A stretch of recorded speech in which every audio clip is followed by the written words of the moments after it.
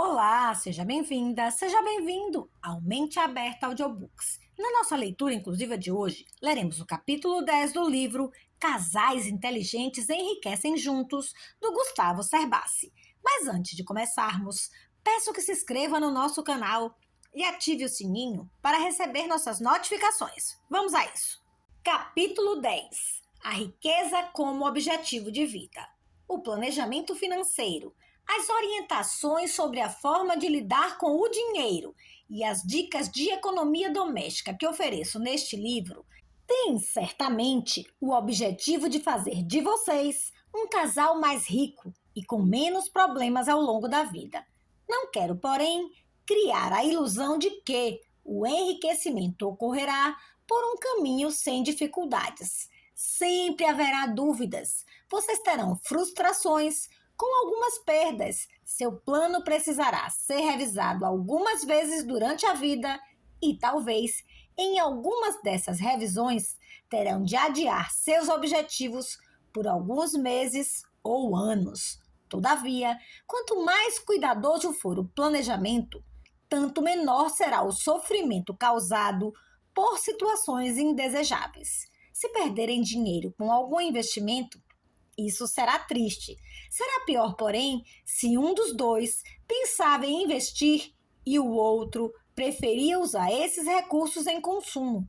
Deixamos de viajar para você aplicar essa quantia em ações. E agora me diz que perdemos dinheiro.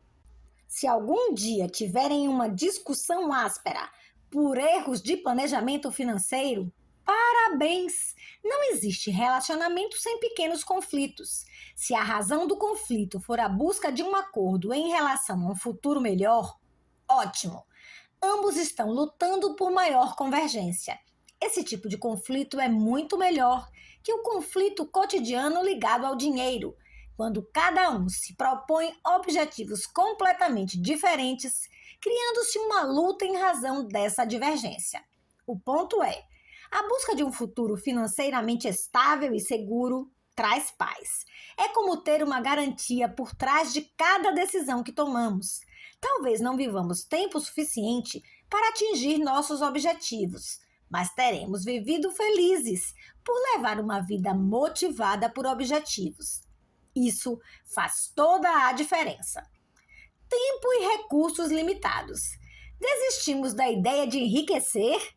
Alguns leitores podem sentir-se frustrados com algumas passagens deste livro, nas quais demonstro simulações e apresento tabelas.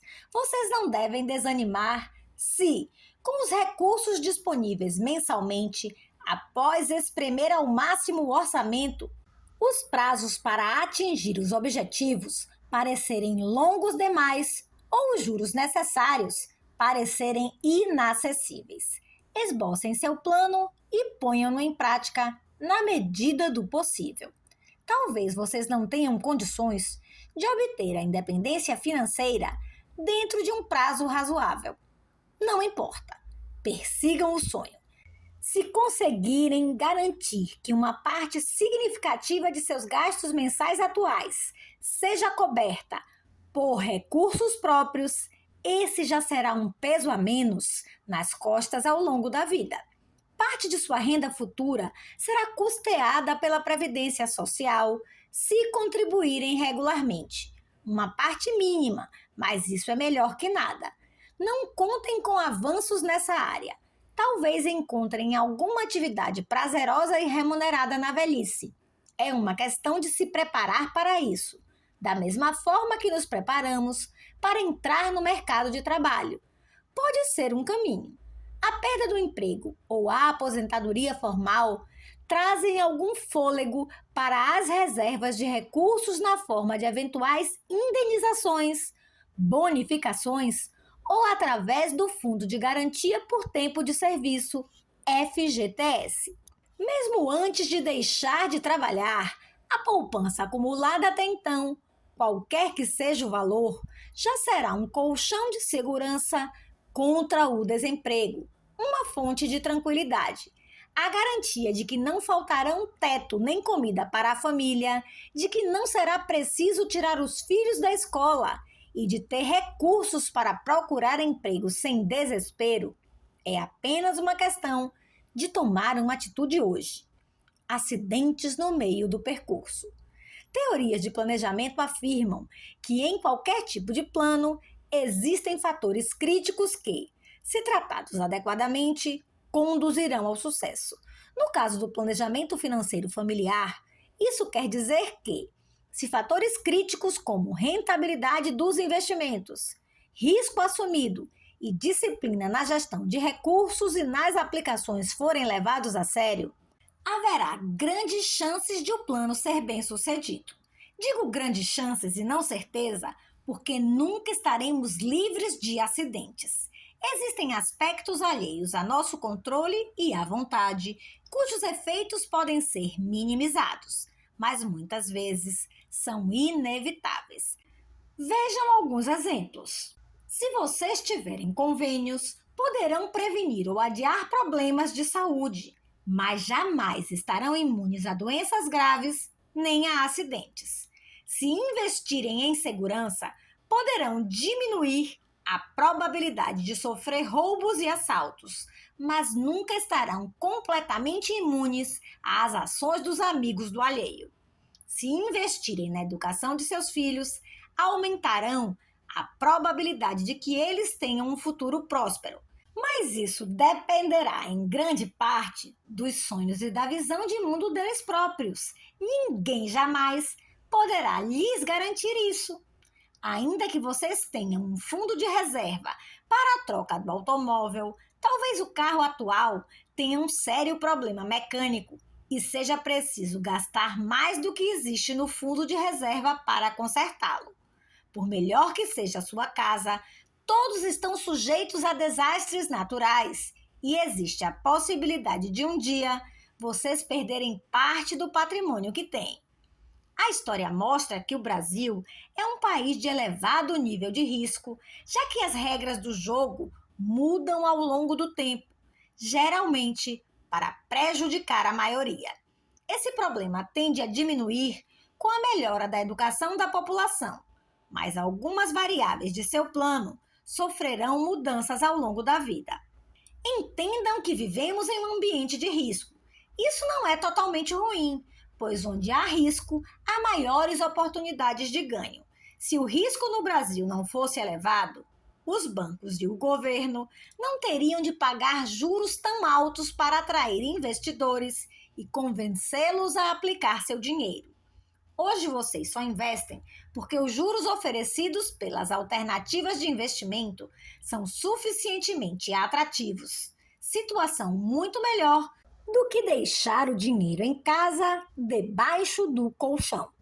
Mas, como estamos sujeitos a riscos, talvez chegue o momento em que, em razão de um acidente ou imprevisto grave, vocês precisem usar grande parte de suas reservas. Se tivessem feito seguro contra a perda sofrida, talvez a ocorrência não fosse tão dramática. Mas, se contratarmos seguros contra todos os riscos, não sobrará dinheiro para comer. Somos obrigados a selecionar os riscos e nada impede que tenhamos uma perda não assegurada. Nesse caso, vocês verão o grande sonho ir por água abaixo. Esse será o momento de manter a cabeça fria. Saber perder é respirar fundo, absorver todas as lições que se pode tirar do momento negativo e aprumar-se em direção aos sonhos. Mesmo que pareçam impossíveis, sigam na direção deles, façam o que estiver a seu alcance. Prefiro não associar o sucesso de um plano à sorte nem a forças de outra dimensão. Mas, se vocês desejarem com afinco atingir um objetivo e se esforçarem para isso, todas as forças do universo estarão convergindo na promoção de seu êxito. Quando tinha meu casamento como objetivo, trabalhei com tamanho afinco e vontade que o reconhecimento de meu esforço me trouxe várias novas oportunidades. O cantor britânico Eric Clapton canalizou toda a dor e sofrimento pela morte de seu filho na composição de uma canção em homenagem a ele, Tears in Heaven, Lágrimas no Céu. que se transformou num dos maiores sucessos de sua carreira.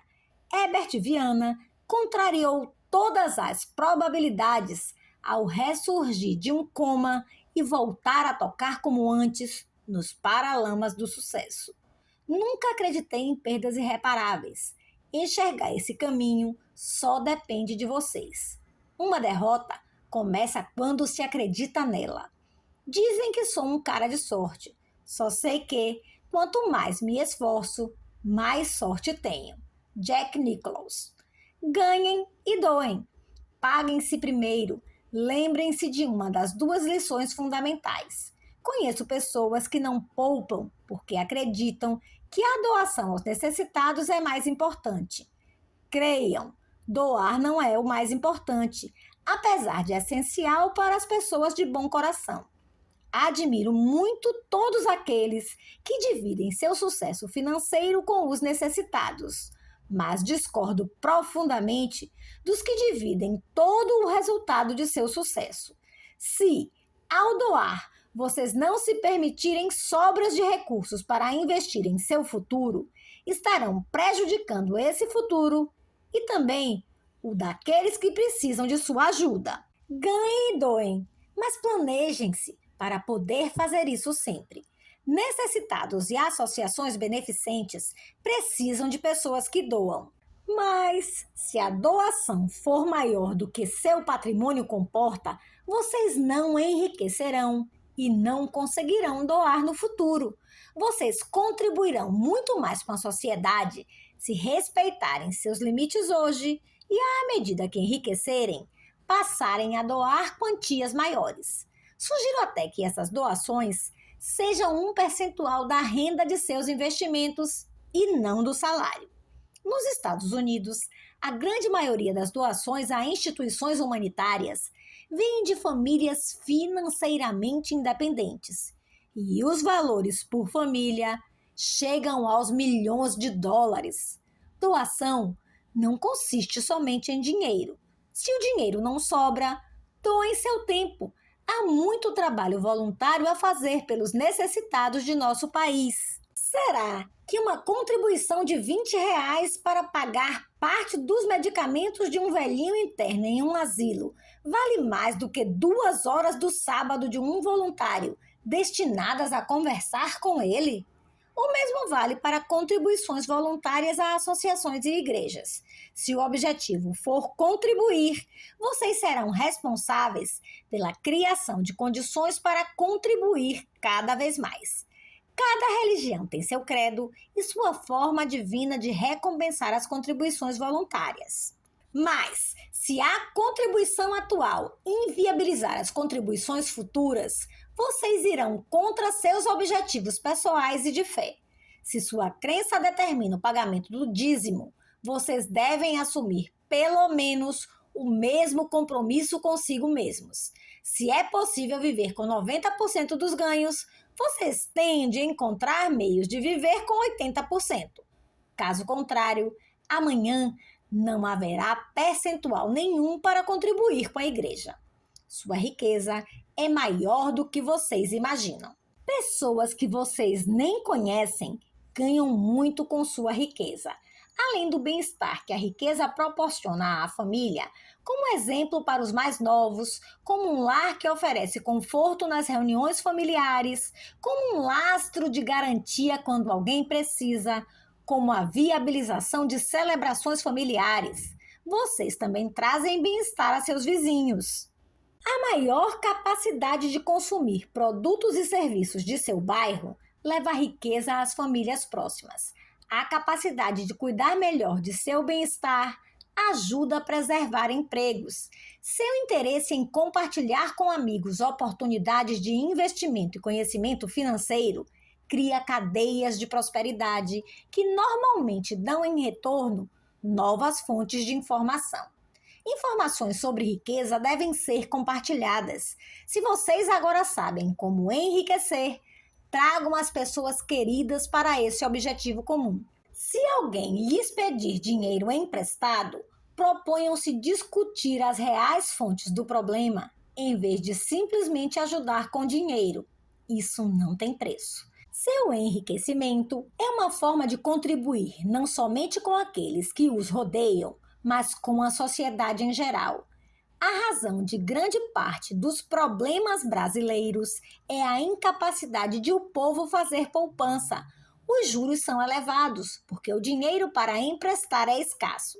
Se as pessoas levassem mais dinheiro aos bancos, estariam ao mesmo tempo fazendo mais riqueza com os juros e forçando essas instituições a reduzir os juros. Se menos gente precisar de dinheiro emprestado, os bancos começarão a liquidar dinheiro, oferecendo-o a juros menores. Talvez vocês perguntem, mas os bancos não perderão dinheiro ao manter os juros das aplicações e reduzir os juros dos empréstimos? Não, isso jamais vai acontecer. Os bancos, como núcleo do capitalismo através de sua função de intermediação financeira, deverão ganhar dinheiro sempre. Com maior número de poupanças, haverá pressão sobre os juros da economia, no sentido de reduzi-los. Em futuro distante, quando a população brasileira receber educação adequada, inclusive financeira, os spreads bancários serão mantidos e as aplicações financeiras também pagarão menos juros. Assim, em uma economia mais rica, não teremos mais os juros elevados que garantirão nosso enriquecimento?